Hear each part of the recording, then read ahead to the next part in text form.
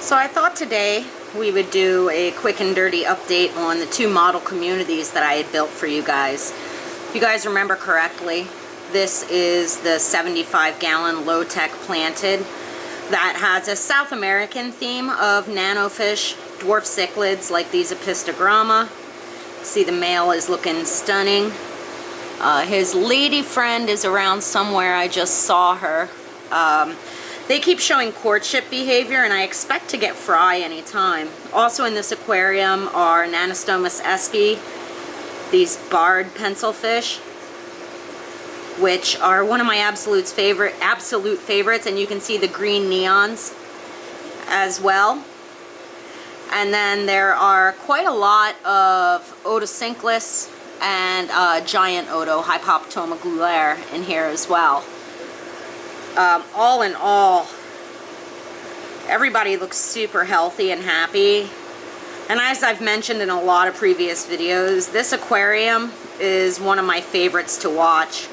There is such a huge amount of activity and contrast between the varying species, colors, and behavior that I just find it to be really, really satisfying.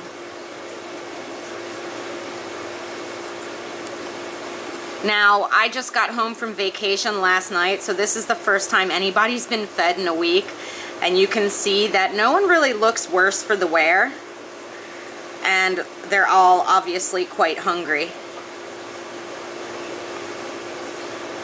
But I think this tank's doing really well. It hasn't been pruned in 6 weeks now, so I need to get in there and pull out some of that Brazilian pennywort that's up by the surface and do some gravel vacuuming. I mean, it has gotten 3 water changes in that time, but no real hardcore maintenance, so I'm going to make that a priority in this upcoming week. As you can see, the pennywort's sort of split into a Bozo the Clown type hairdo there, and there's some narrow leaf Java fern dead fronds that need to be removed. But it looks as though all the bucephalandras and Anubias and crypts and everything else that's in here is doing really, really well. Just needs some maintenance, as any planted aquarium does. Now, generally I only do maintenance about every month or so on this aquarium as far as pruning plants and removing things. So I'm really not that far behind, but that pennywort's bugging me, so we'll get to that soon. But these guys, there's his lady friend off on the right there.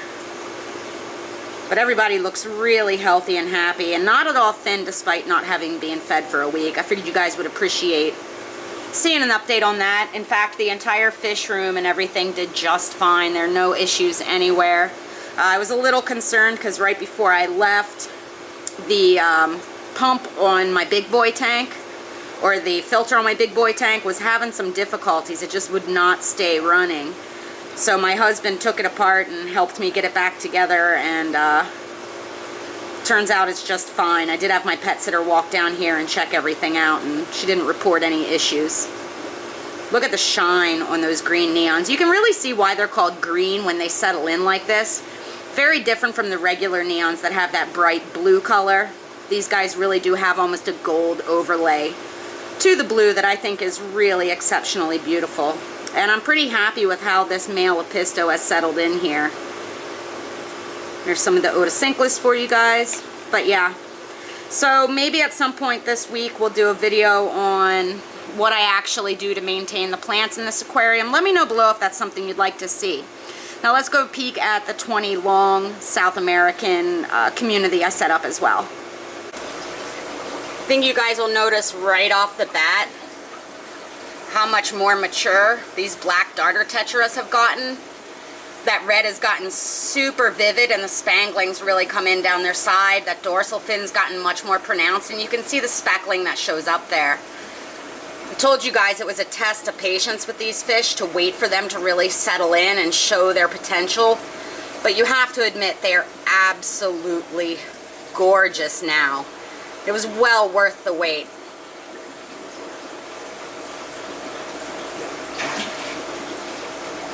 I think that they are, without a doubt, one of the more striking small fishes that we can keep. This aquarium has the Poecilocharex weitzmani, the black darter tetras, as well as Coreodorus pygmaeus. And really nothing else except for a metric ton of plants. I'm sure that the pygmies will be coming out of the woodwork here shortly. I just baited the tank with some food because I really wanted to show you guys how striking these weitzmanis have gotten. I haven't really seen any breeding behavior yet. I do see some females in the back that are sort of hiding out. So we'll see what happens there. This tank needs some maintenance. The duckweed at the surface has gotten a bit out of control since I've been out of commission. Again, it's gotten regular water changes, but no real pruning, and the plants need just a little bit of adjustment. There's one of the dwarf cories for you guys. Look how cute. Wiggle, wiggle, wiggle. Notice how they feed all over the water column, not just at the bottom. So stinking cute.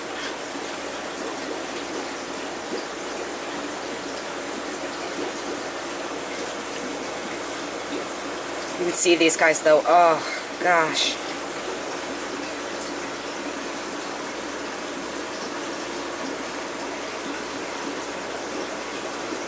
So when you see these guys in the store, they're going to be largely colorless, generally there's a female and another female, generally relatively hollow-bellied and exceptionally shy, but if you put in the time and effort to letting them really mature, just absolutely gorgeous.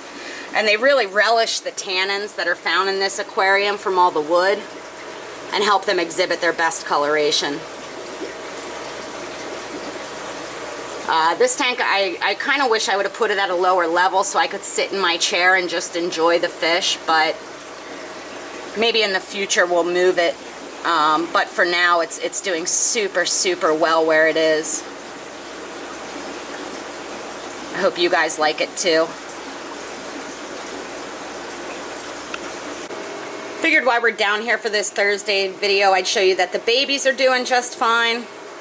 Again, no one is at all worse for the wear from their week off of food, even these younger fish. I just dropped some pellets in here a few minutes ago, and these guys made super quick work of it. I was slightly concerned that there could be aggression issues in here with them not being fed for a week, but it seems like everybody's in tip-top shape, so no problems there.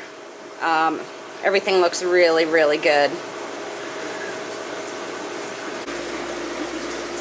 Now, I was a bit concerned that I would lose baby Shelleys from being away, but if you look at that very back middle, you can see there's some teeny tinies, and also by the sponge filter there, and all over the aquarium. So even though I didn't have these guys fed while I was gone, they made it through just fine, so I'm super stoked about that. I've put a lot of effort into this aquarium, so I didn't really want to risk losing Fry. But I was very concerned that overfeeding would be a much bigger issue, and it seems that it worked out in my favor, so I'm super happy about that. I hope you guys enjoyed seeing the update on these guys on Sunday. I'll put a link to that here. These have turned out to be super rewarding fish to keep, and I really enjoy watching all the different breeding strategies as well as the different sizes interacting within this aquarium. One of these days I'm going to get a species spotlight for you guys on the catfish that are in this aquarium, as they're super cool, just a bit elusive for getting footage. Oh, it looks like we had some excavation over on this side. Perhaps I should expect some new fry over here. One of the things that the Shelleys really do is sort of move the substrate in the shells to suit themselves, and it looks like somebody wanted the deeper bed. Oh, yep, see, going over there by the shell. I bet you we're going to have fry over there shortly too. So that's cool. But yeah. All in all, everybody looks really good. Now somehow I had totally forgotten about these rainbows that were in one of my 75-gallon aquariums. I'd wanted to move them outside to breed, and so while I was feeding today and catching up in the fish room, I grabbed this pair, and I think I'm going to drop them in the tub with the rosy loaches, and we'll see how they do. In previous years, I haven't had the highest success rate with moving pseudomugals outside, these little blue-eyed rainbows. Mainly because I think I moved too many, and they would predate on their eggs, but I'm hoping that by adding a pair, or if I can catch another female, a trio, out into the tub, I'll have a better success rate. So I'm going to go ahead and do that, and I just want to take a quick minute and thank you guys as always for your continued support. Let me know below if you have any comments, suggestions, or questions. As I was just watching this aquarium again, I see this very young fish. It's about a quarter of the size of the others, so that means the Weitzman eyes are breeding in here. You can see that that one is substantially smaller, so that's good news. We'll just have to keep our eyes peeled for catching them in the act and hope for a lot more fry.